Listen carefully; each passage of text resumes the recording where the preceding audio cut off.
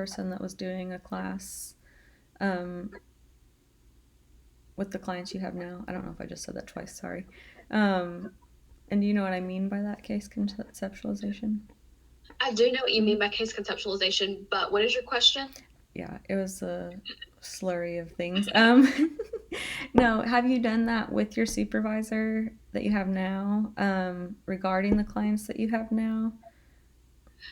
No, and I've only seen like a couple clients, like three times. Mm-hmm. So I don't know if I fully have enough information about. Well, I mean, I could do it. I could do a case conceptualization, and it might not be tons of information yet, just because I've not seen anyone, more than 4 times. Mm-hmm. But I don't think that I could do it with my supervisor at work because, again, of how spread thin she is. Mm-hmm. Um, Asking her a simple question, I feel a little bit like a burden, a little bit bothersome. Like, I just find myself trying to take things off her plate if I can instead of having her, have to help me with anything else. But on my own or with, with you or with my for real supervisor, my licensed supervisor. Yeah, Mm-hmm. I could do something like that. Mm-hmm. Have you in the past done case conceptualization with your licensed supervisor? No, No? I've only done that with a professor, like, during my Okay. like last year of grad school, and I really enjoyed it. Mm-hmm. What did you like about it? It's kind of like you have all these pieces in your head of the client, like Mm-hmm. all these little bits and pieces of information, but until you kind of like write it down and organize it and put the puzzle together, Mm-hmm. like once the puzzle pieces come together on paper and you start to make these connections, like, oh, that explains this, or I can definitely see why because of all these reasons. It just helps to have more of a clear picture instead of having all these little pieces just kind of in your brain. Mm-hmm.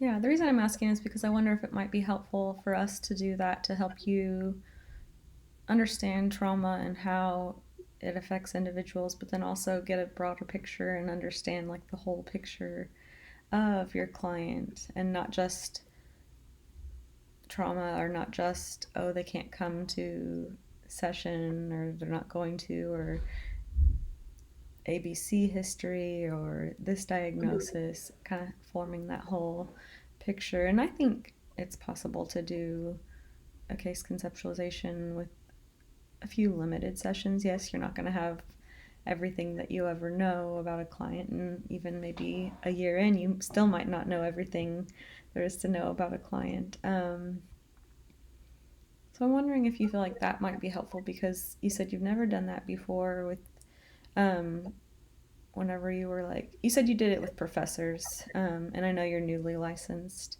Um, and remind me again, were you seeing a few clients at the private practice um, whenever you became an LAC? Yes, Okay. but on the telehealth, and it was my same clients from my last year of being, my second practicum and then my full internship. Mm-hmm. So I was able to do some telehealth CEUs and ask those clients if they wanted, to continue our counseling for a few more sessions via telehealth, even though I live in Fayetteville and they're back in Central Arkansas. So I did do that. Mm-hmm. Yeah. Okay. Yeah. And so you're telling me that there's this big difference between like private practice clients and the clients you're seeing now. I mean, one, because the private practice clients were adults, and now you're seeing kiddos with extensive trauma. And I'm wondering what area, I know I just asked two questions about case conceptualization, and then now I'm wondering what area with counseling do you feel most comfortable so far or most confident? Young adults Mm-hmm. and young adults is the population, and I'm okay with traumatic experiences.